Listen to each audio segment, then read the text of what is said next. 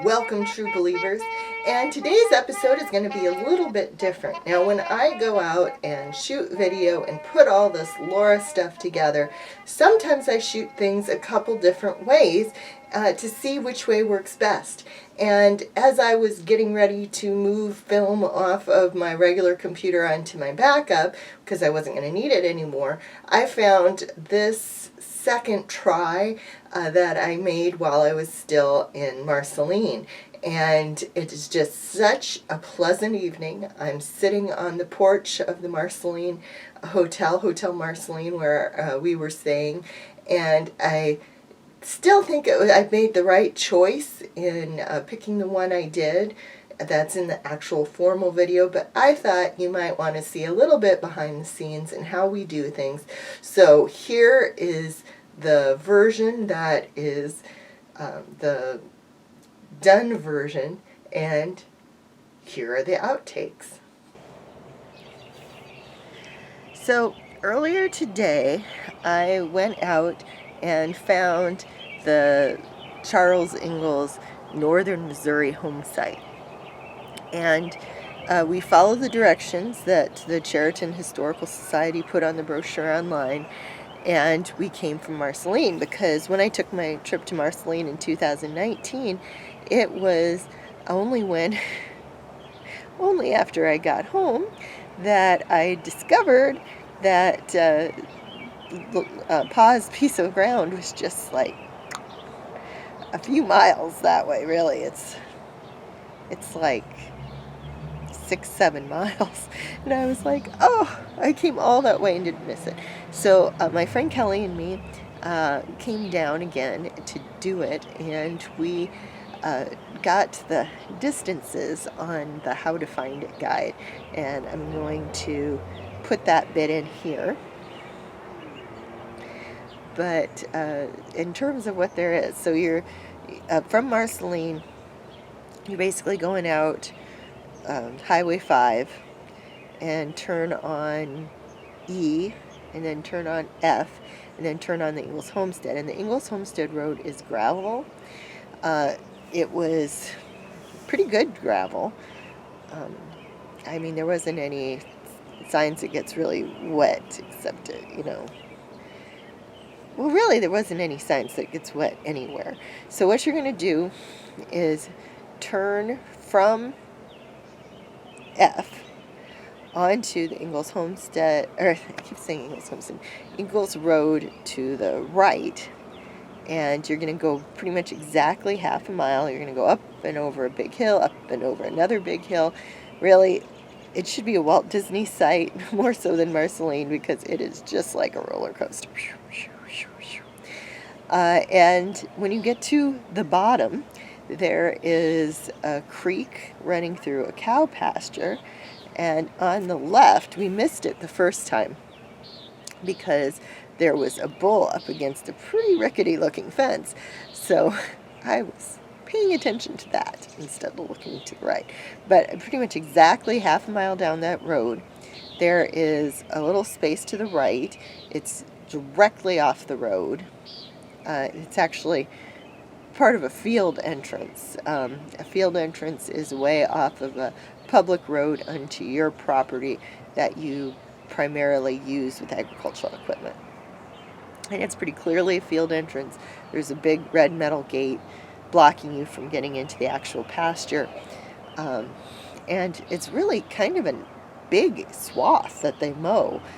I am just as bad as Pa about estimating distances, but it was a fairly big piece of ground. Maybe a quarter of a football field, but fairly big, and all mowed. And then there's a sign which you have trouble seeing because of the brush. There's two big round bushes that really are kind of overwhelming it, though they have been recently trimmed. And there's another tree between the road. Well, here's the sign, here's the road, here's a tree. So as you're coming in on this side, it's kind of hard to see the sign, but it is there. You can pull in. Now, the I told you, it is a field entrance. So looking at it, at some points, it was muddy. You can tell dried mud in that kind of field entrance.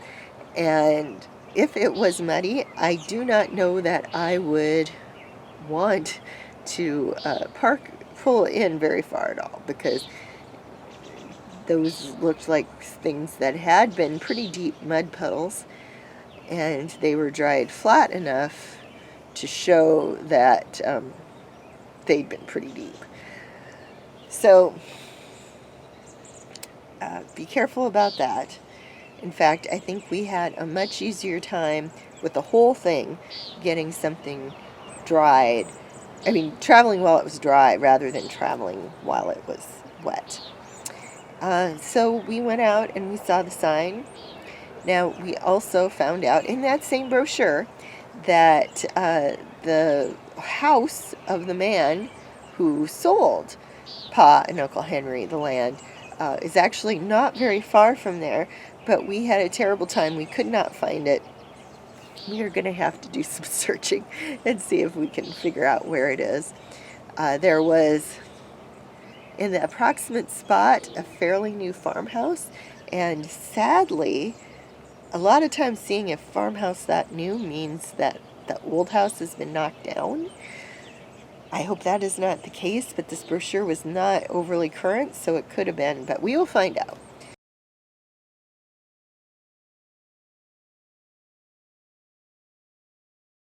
It was just a very pretty evening. Now, it is in pasture land now, and if I was going to take a guess, looking at it, I don't think it's just lying fallow. I think they use it as pasture land. And my guess is that pasture land is probably what it's good for. There were a lot more acres, 80 acres there. So you couldn't see it all from where the road is. And I don't know if that was the road they used to enter, or if there was anything else on the other side. If that was the road they used to enter. Pa showed up, and he was in part of the land was by this creek, which is going through a big swath of it. And creek having logs, nice thing. Creek, once you're actually set up and trying to do a farm, it can be nice, but it's taking out quite a bit of active acres. And how the creek was positioned, my guess is it gets kind of muddy there in the spring, and I think what might have happened was that Pa got there. It was still fairly spring.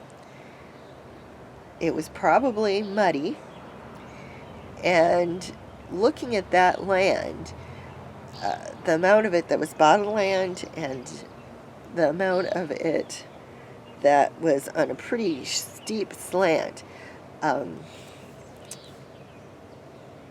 I don't think I would have bet on it. But then again, it could be just Pa just heard about independence and thought that was a better bet and decided to try it. Personally, knowing how farmers work, I don't think Pa stayed here to do a year's worth of crops. I just don't think so. I mean, it would be an extremely odd thing for a farmer to do when they weren't actually on the way somewhere, to stop and grow a year's worth someplace, not be chased out and just leave again. And it could be that he just didn't think he could get the rest of the money. There could be quite a few reasons, but I think he left this area near Marceline, Missouri, hometown of Walt Disney, fairly soon after he got here. There's